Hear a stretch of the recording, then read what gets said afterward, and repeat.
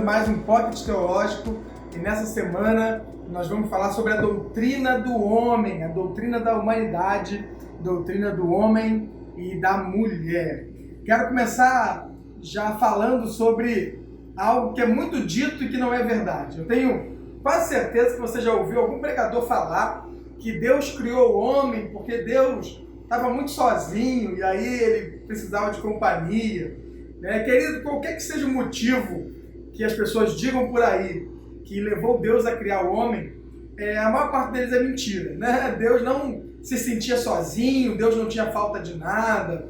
Quando a gente estuda sobre a doutrina do homem, pegando os livros de teologia, pegando a Bíblia, que é a nossa regra de fé e de prática, a gente vai entender e perceber que Deus não precisa de nada, Deus nunca precisou de nada e nem de ninguém. Então Deus criou o homem porque simplesmente Ele decidiu criar o homem. Então Deus não precisava ter criado o homem, Deus não tinha falta, até porque a própria ideia de Deus é que Ele é completo, Ele é pleno em si mesmo, Ele é autoexistente. Se Ele sentisse falta de algo, significaria dizer que Ele não é plenamente Deus. Então, primeira coisa do nosso pocket de hoje é: Deus não é um ser carente, Deus não é um ser que estava tadinho se sentindo só e por isso criou o homem.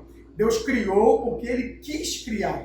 E hoje ainda, já com a humanidade criada, formada, milênios de anos já se passaram, hoje ainda Deus continua não precisando do homem. Então Deus não precisava formá-lo, Deus também hoje não precisa de nenhum de nós, Então, nenhum pregador, nenhum teólogo, nenhum missionário, ninguém, Deus precisa de nenhum deles, tá? Deus é soberano, autossuficiente.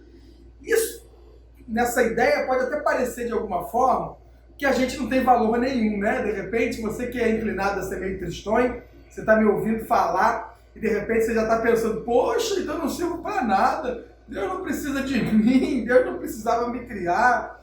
Não, querido, mesmo Deus não precisando, você tem valor sim, porque Deus, de novo, decidiu me amar, Deus decidiu te amar, simplesmente porque Ele quis fazer isso. E por isso, então, nós somos importantes, porque Deus decidiu que nós, então, seríamos importantes para Ele. É uma decisão de Deus. Talvez você me pergunte: então, por que Deus criou o homem? Qual é o propósito do homem ser criado por Deus? O propósito, como diz lá em Isaías, capítulo 43, verso 7, Deus nos criou para o louvor da sua glória. Então, qual é o propósito da nossa existência?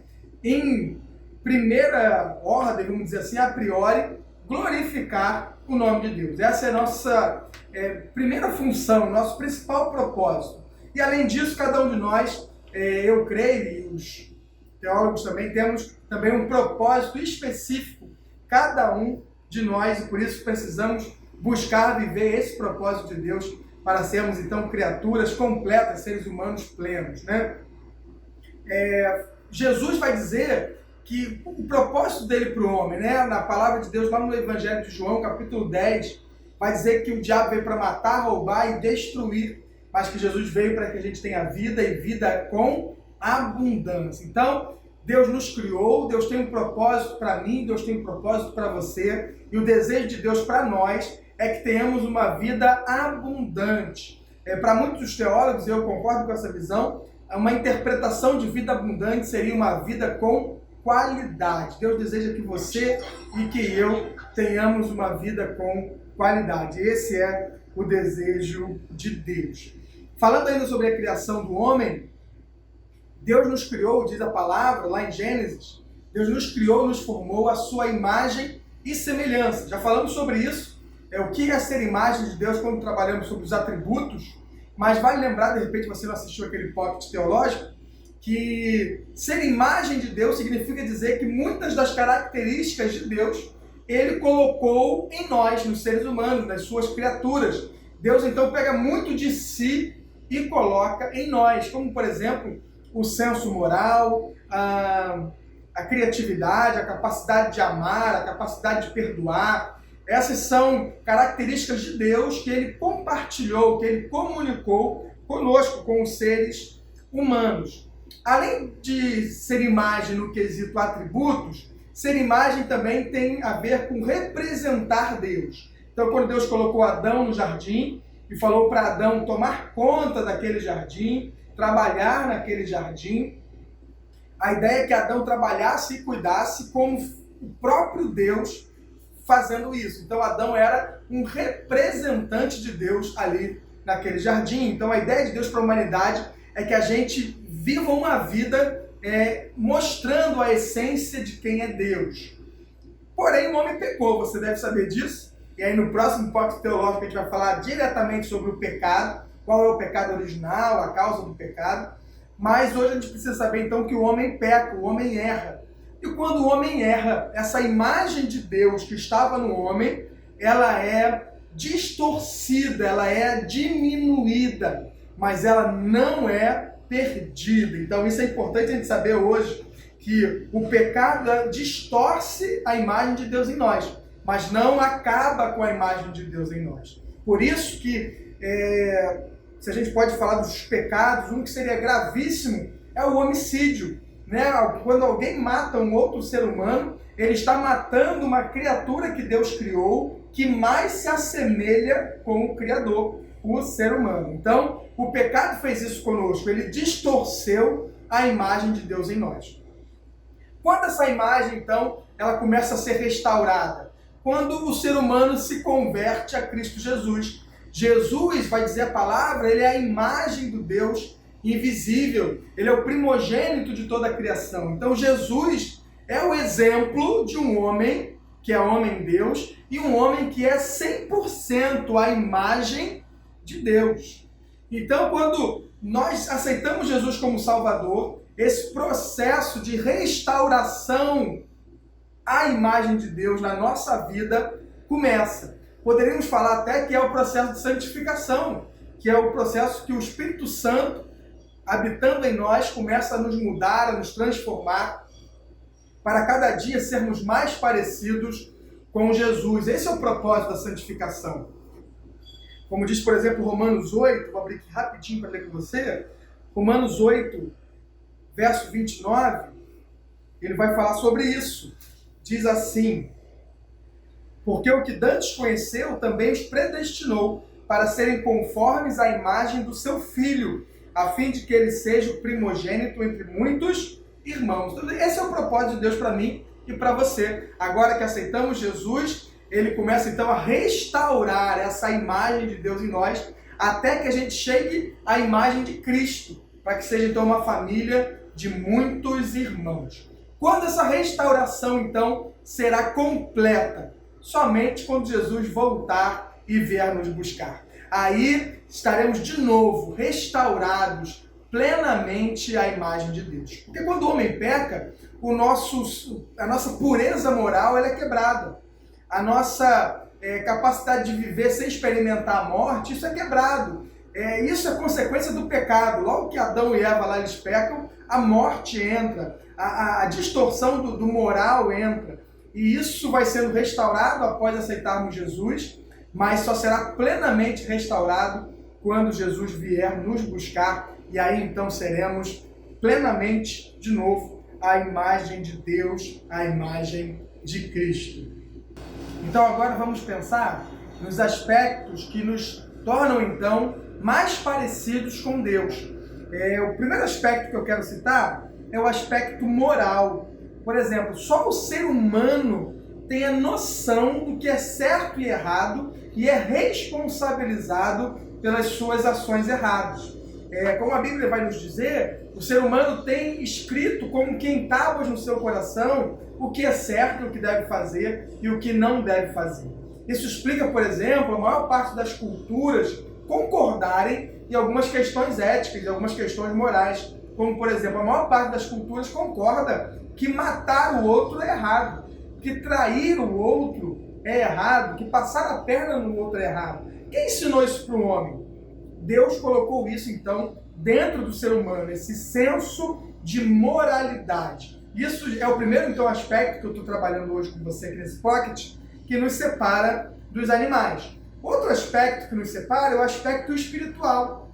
Os animais também têm corpo físico como nós temos, mas nós temos um espírito imaterial, que é o que nos permite relacionar com Deus, conversar com Deus, estreitar os laços com Deus. Os animais não experimentam isso, né? A gente percebe isso claramente, você nunca viu por aí, eu tenho certeza, nenhuma igreja do reino animal. Já pensou? A igreja dos cavalos, a igrejinha dos porcos, não existe. Somente o ser humano tem essa inclinação a buscar o espiritual, né? Somente o ser humano tem esse espírito, então, imaterial que permite essa busca e esse relacionamento com Deus. Terceiro aspecto que eu quero trabalhar é o aspecto mental. Por mais que muitos animais nos surpreendam, parecendo até serem seres bem inteligentes, nenhum deles se compara ao ser humano. Apenas o ser humano tem essa capacidade, então, de raciocinar logicamente e nesse raciocínio, conhecer o que o distingue dos animais. Então, nós, seres humanos, conseguimos pensar, raciocinar, e mais do que isso, quando nós olhamos para nós e olhamos para os animais, nós conseguimos compreender plenamente o que é que nos separa e o que é que nos faz diferente deles. Esse, então, é o terceiro aspecto que nos torna mais parecidos com Deus. E o último aspecto que eu quero trabalhar com você é o aspecto relacional. Por mais que alguns animais a gente observe que vivem coletivamente ou experimentem alguma forma de comunidade, nenhuma dessas comunidades se aproxima, por exemplo, do relacionamento familiar que o ser humano tem, da profundeza e da profundidade do relacionamento entre marido e mulher, que a Bíblia vai dizer então que se tornam uma só carne, do relacionamento desse marido e mulher, pais com seus filhos, ou da comunidade igreja. Nenhum animal pode se aproximar desse relacionamento então que o homem experimenta, uma profundidade tão grande como nós experimentamos. Então, depois desses aspectos que nós falamos, já chegamos então, acredito eu, à conclusão que o homem então é o ser criado por Deus que mais se assemelha a ele. Talvez você tenha dúvidas sobre como Deus olha e como Deus enxerga o homem e a mulher. Será que para Deus um é mais importante do que o outro? Querido, não. Nós já falamos também sobre isso no outro pocket, e os assuntos de teologia são assim mesmo, eles vão, às vezes, meio que cíclico. A gente fala, daqui a pouco vai estudar uma outra coisa e relembra o que já foi falado. Na questão de papéis, existe uma hierarquia. Se você observar quando Deus cria Adão e Deus cria Eva, eles tinham papéis separados. Eva foi criada, diz a palavra, como auxiliadora, ajudadora. A função de arar o solo, a função de cuidar do jardim, essa já era de Adão. E a função para Eva seria então a de auxiliadora, de gerar filhos também. Quando eles pecam, Deus não muda as funções, os papéis. A forma de cumprir esse papel que agora passaria a ser mais difícil. Adão teria agora que suar o seu rosto. Eva daria luz a filhos agora com dor. Então, a consequência do pecado, ela dificulta o papel de cada um, mas os papéis eram diferentes. Então, na questão de papéis, existe sim uma hierarquia. E quando se trata de casal, a palavra vai nos orientar que o homem é o sacerdote da casa, é o líder da família. E a mulher, então, deve se submeter a essa autoridade do marido. Quando falamos em submissão na Bíblia, a palavra usada ali realmente é submissão, né? Por mais que a gente queira, às vezes, dar um outro significado, não tem como mudar muito o que está escrito. Porém, lembramos e precisamos saber que o homem também é submisso, porque o homem ele deve amar a mulher como Cristo amou a igreja, e o homem deve buscar ser como Deus. Então, o homem ele é submisso a Deus o tempo inteiro. E eu acredito que a esposa que é casada com um homem desse, que é submisso a Deus, que entende que precisa amar a esposa como Cristo amou a igreja, de forma alguma será um sacrifício. Porém, algum aspecto disso tudo do pecado na relação entre marido e mulher, às vezes passa despercebido. Se a gente olhar lá em Gênesis, depois do pecado, uma das consequências do pecado é que Deus fala então que Adão dominaria sobre Eva. A palavra dominar ali significa é traduzida como um poder monárquico, autoritário. Ou seja, quando nós vemos um casal onde um homem acaba sendo autoritário para com a sua esposa, isso é consequência do erro, isso é consequência do pecado, isso é uma imagem de Deus distorcida. Por isso que os casais onde marido é convertido, esposa é convertida, essa relação de submissão e de companheirismo, ela é muito mais suave, deve ser mais suave e muito mais agradável para marido e para mulher. Lembrando que onde existe então esse autoritarismo é consequência do pecado e não é esse o plano de Deus então para o casal. Agora, em essência, são exatamente iguais, homem e mulher, totalmente importantes para Deus. Falei um pouco sobre isso lá no Pocket, quando falamos de Trindade, que Pai, Filho e Espírito Santo são em essência iguais, mas em papéis também existe uma hierarquia entre eles. E para fechar o Pocket de hoje, vamos para um assunto talvez mais polêmico desse Pocket. Vamos então para o final do Pocket Teológico, falando sobre algo que é uma das mais controversas questões quando se trata de ser humano. Como nós somos constituídos, qual é a nossa essência? Para muitos nós somos tricotômicos, né? Essa palavra vem de tricotomia, ou seja, dividir o homem em 3 partes. Então, para muitos teólogos e estudiosos, nós somos formados então de espírito, alma e temos também um corpo físico. A Bíblia, em alguns momentos, vai falar sobre espírito, sobre alma e sobre corpo. Outros são chamados de dicotômicos, vem de dicotomia, onde nós temos um corpo físico e aí espírito e alma são a mesma coisa, né? Essa visão de dicotomia, eu percebo, estudando alguns teólogos, acaba sendo mais aceita do que a visão de tricotomia. Por quê? Porque a palavra alma e espírito, elas são usadas no texto bíblico de forma intercambiável. Ora, vai se falar de alma e daqui a pouco, no mesmo sentido, se fala em espírito. Para você ter uma ideia, na ótica bíblica, a alma pode pecar, da mesma forma o espírito pode pecar. Quando uma pessoa morre, o espírito volta para Deus e a alma, pela palavra, também vai para Deus.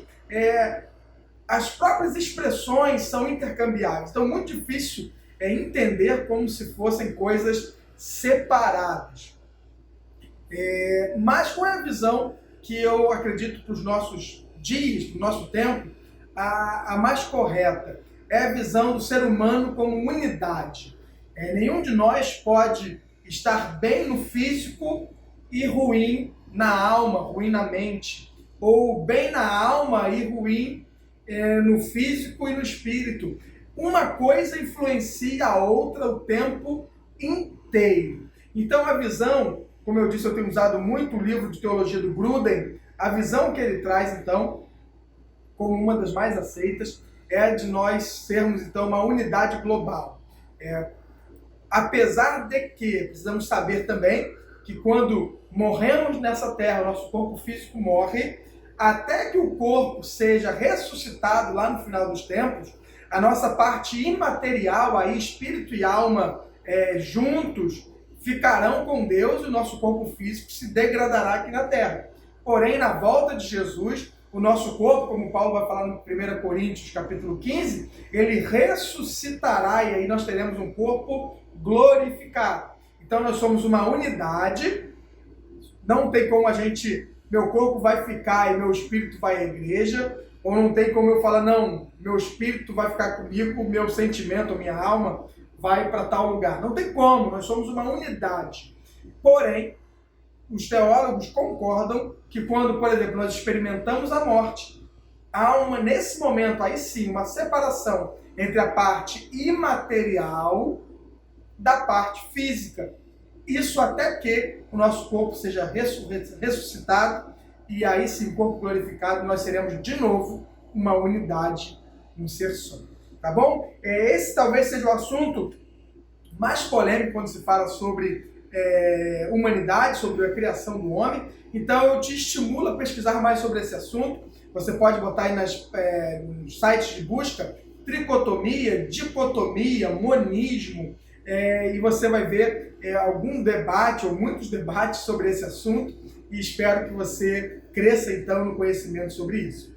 Lembrando que você pode colocar as suas dúvidas no comentário, e semana que vem, no próximo Pocket Teológico, a gente vai tentar responder as suas dúvidas, tá bom? Fique com Deus, querido, fique na paz.